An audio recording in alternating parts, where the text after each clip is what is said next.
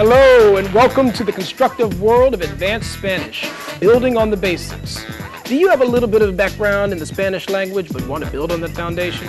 Then este es el programa para ti. As Standard Deviants, it's our job to take all of this complicated Spanish material, process it, and translate it so that you get a better idea of how everything fits together.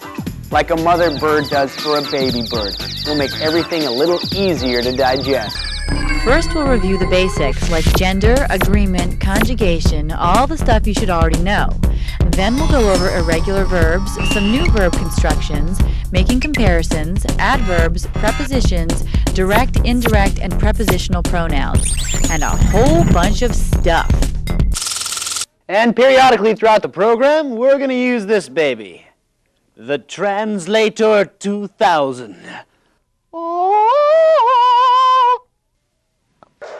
Just put it on top of your TV set and stand back. The Translator 2000 will let us tune into other programs and change the English dialogues into Spanish. This will let us see some of the Spanish concepts we'll be learning in action.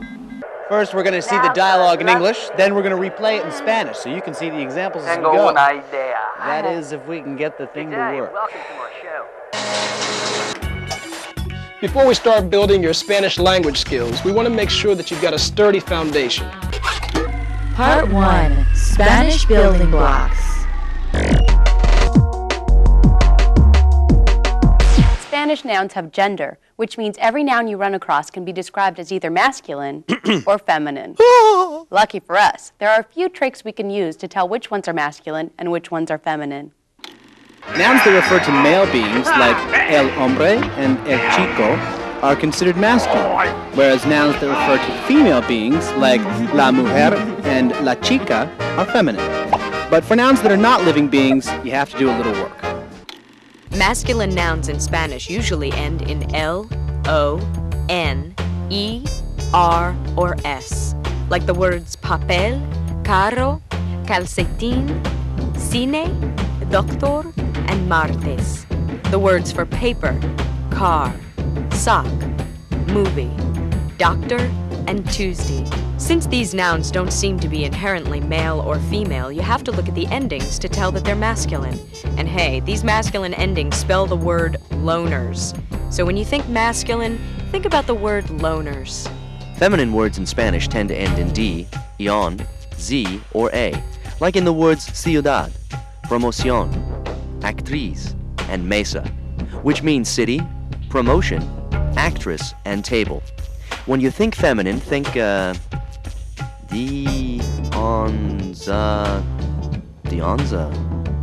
Dionza. Some masculine nouns can be made feminine just by adding the letter A to the end, like the words doctor and doctora.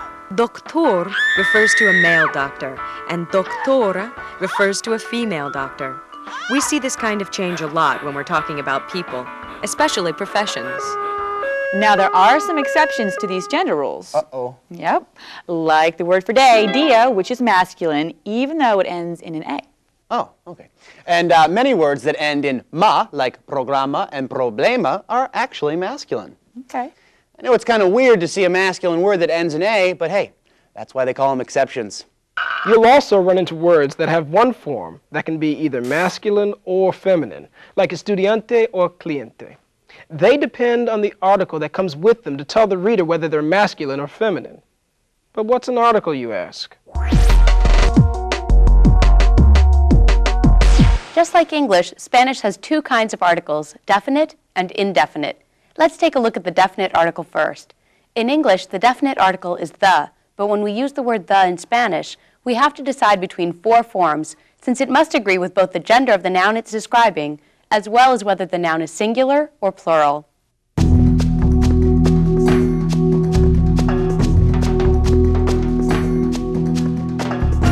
The four forms of the definite article are el, la, los, and las.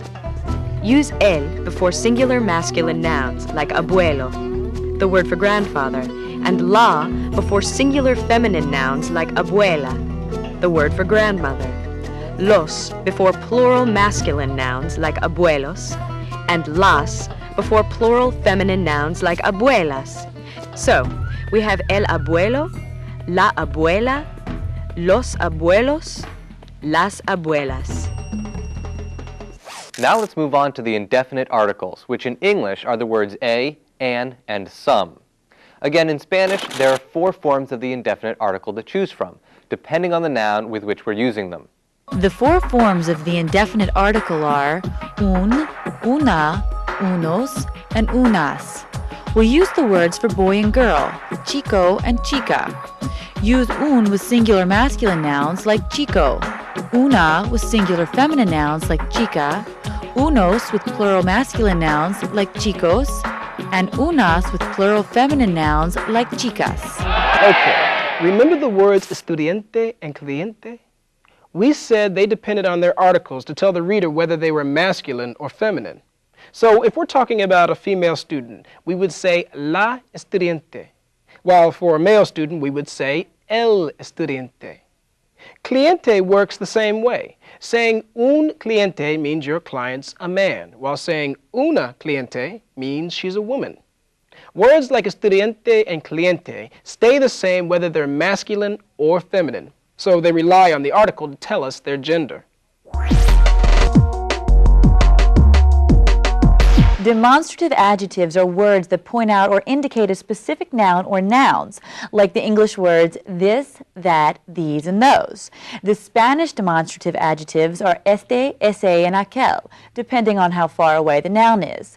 And just like any other adjective, demonstrative adjectives have to agree with the noun they're describing. The word este basically means this or these and is used to describe something physically close to the speaker.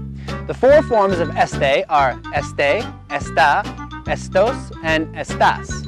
Notice there aren't any accents on the feminine forms of the word. That's important because esta and estas are completely different words. But we'll get to that a little later. The word ese means that or those and is used to describe something that's farther away from the speaker. The 4 forms of ese are ese, esa, esos, and esas. The last demonstrative adjective, aquel, basically means that or those far away. The 4 forms of aquel are aquel, aquella, aqueos, and aquellas. Remember to double up on that L in the feminine and plural forms.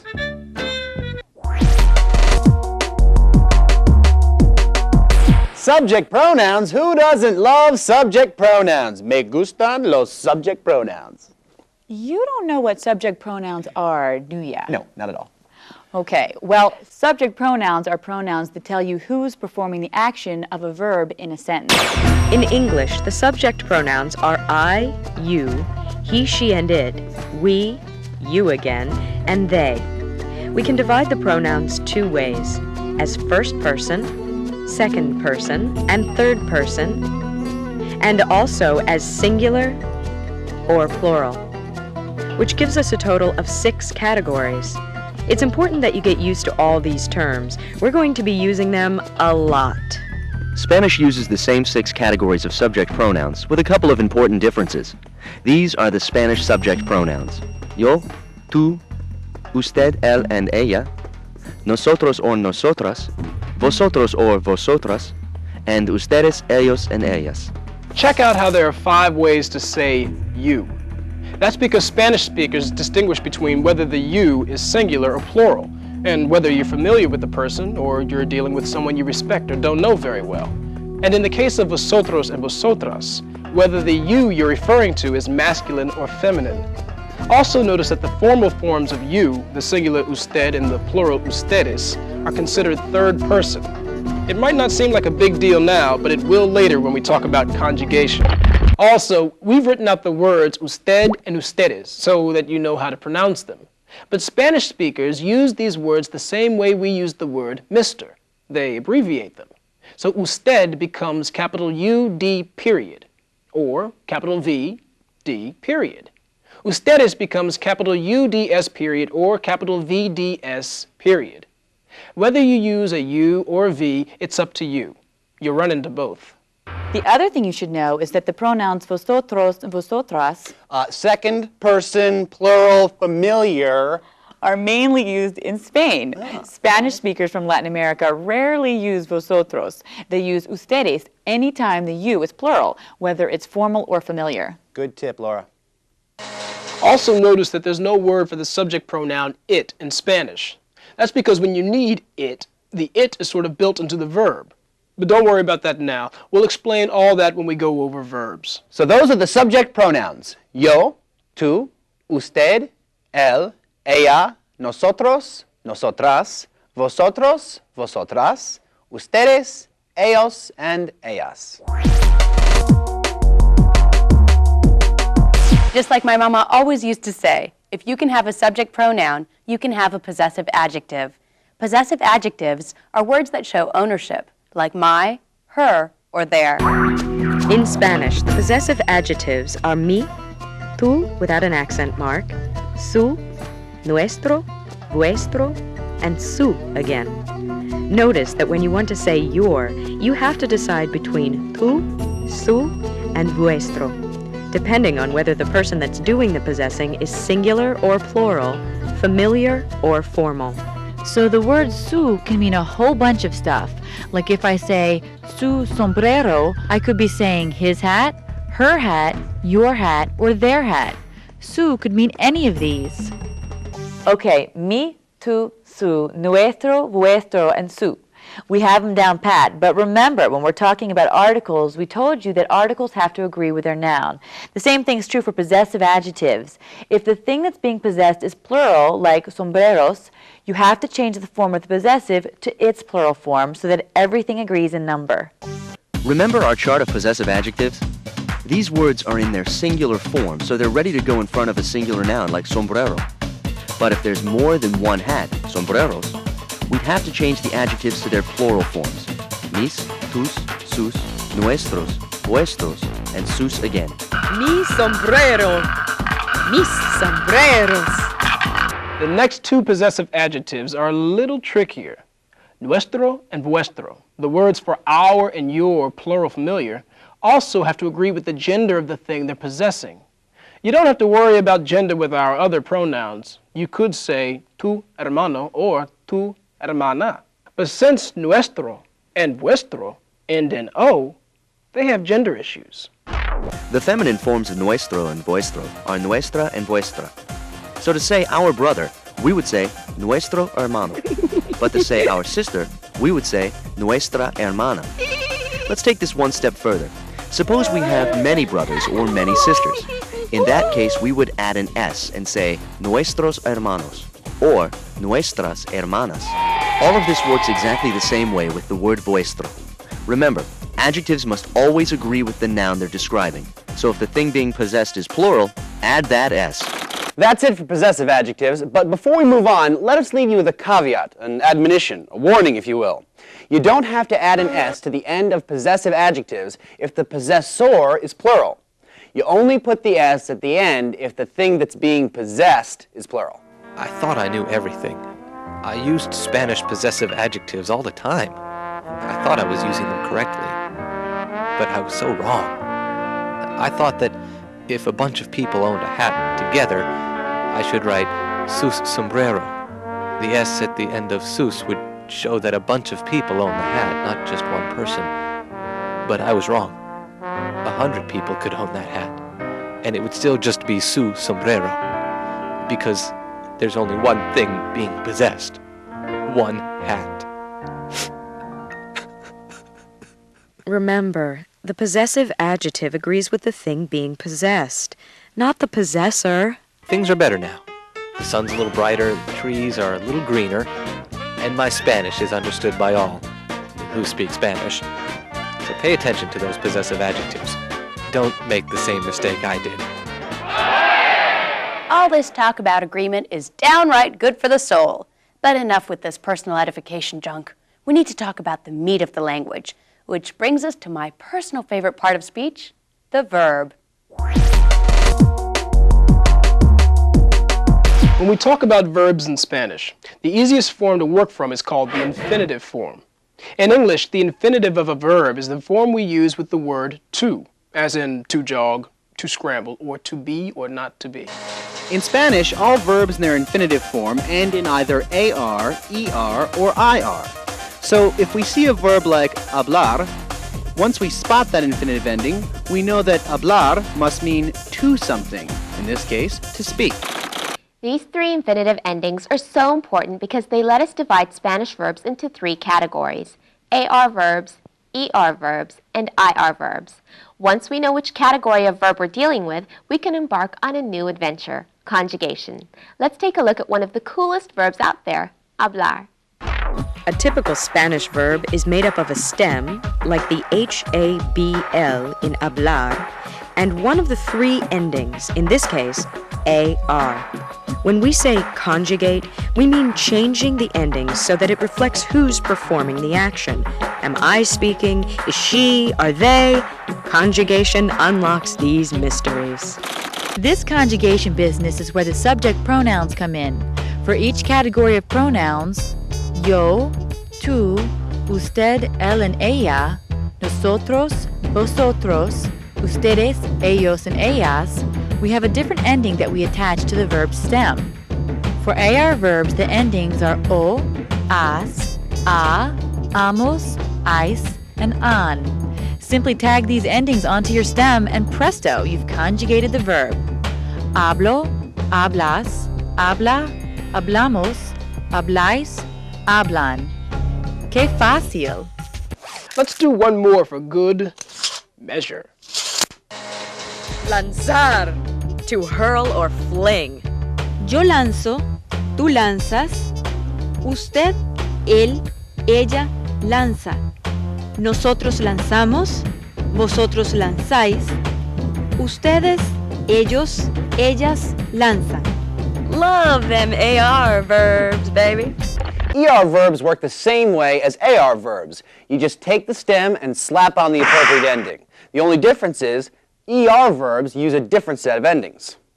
The ER endings are O, es, e, hemos, eis, en. So to conjugate a verb like Correr, to run, we would say yo corro, tú corres, usted, él, ella corre, nosotros corremos, vosotros corréis, ustedes, ellos, ellas corren. Last but not least, we have the IR verbs, who, you'll notice, have remarkably similar endings to the ER verbs. The IR endings are O, es, e, imos, is, en. So to conjugate a verb like Vivir, to live, we would say yo vivo, tú vives, usted, él, ella vive, nosotros vivimos, vosotros vivís, ustedes, ellos, ellas viven. Hopefully, all of this talk about conjugation is ringing a few bells in the old noggin. Keep in mind that all the tenses we've talked about so far let us conjugate verbs in the present tense. What do we mean by present tense? Basically, anything that's happening now. Right now. In English, there are lots of variations on the present tense. When we say I speak, I am speaking, or I do speak, these all correspond with the Spanish yo hablo. We can use yo hablo to express all this stuff. Here's something else that's kind of cool. Notice that each of the different forms of a verb have different endings. For instance, if we say tú lanzas, you fling, we know that you're the one doing the flinging two ways. One, from the subject pronoun tú, and two, from the as ending on lanzas. Because the subject is sort of built into the verb, we can just chuck it and write lanzas. In fact, we can do that with any subject. Spanish speakers do it all the time, and darn it, so can we.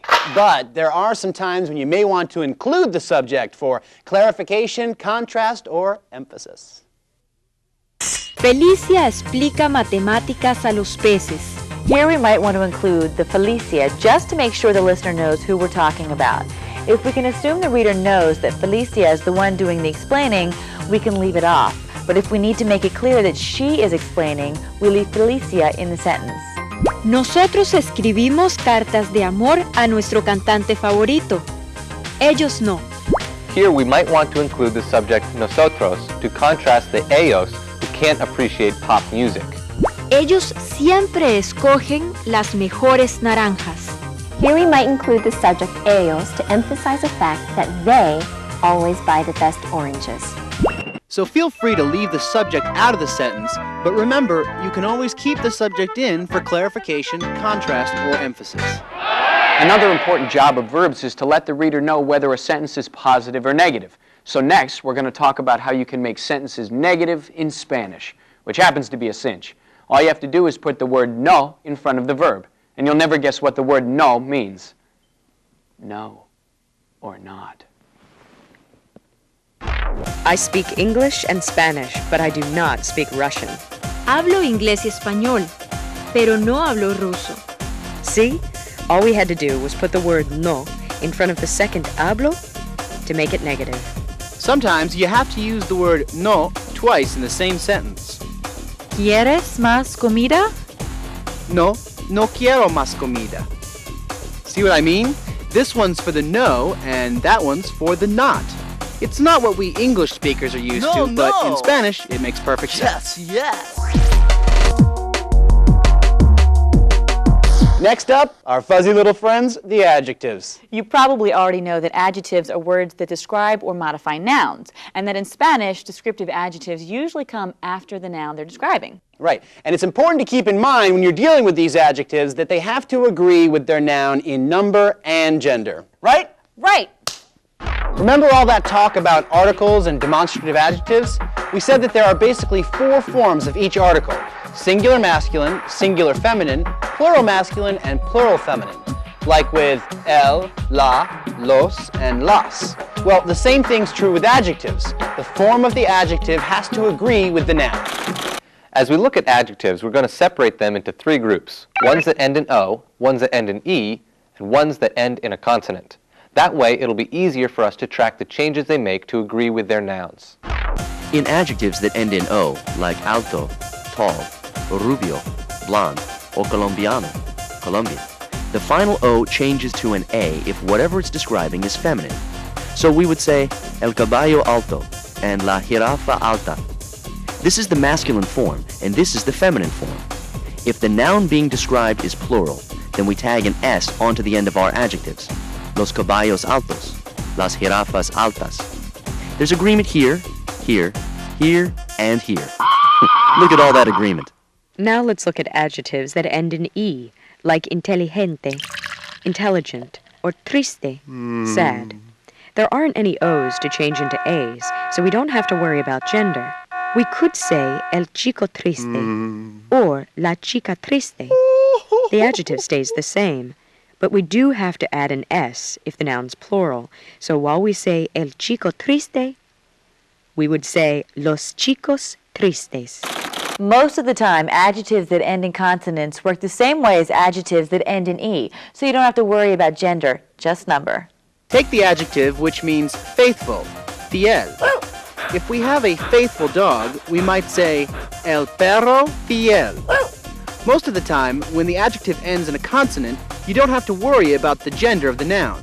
But we still have to think about number. So if we're dealing with many faithful dogs, we would say los perros fieles. Notice we have to add an ES instead of just an S. We need to add that extra E in there anytime we're making a word that ends in a consonant plural. Did you notice we said that with most adjectives that end in a consonant, you don't have to worry about gender? There are always exceptions floating around out there, so keep that in mind when you're making sure everyone's in agreement. Let's recap. Adjectives that end in O need to agree in both gender and number with their noun. Adjectives that end in E and most adjectives that end in a consonant just have to agree with their noun in number. Not too bad.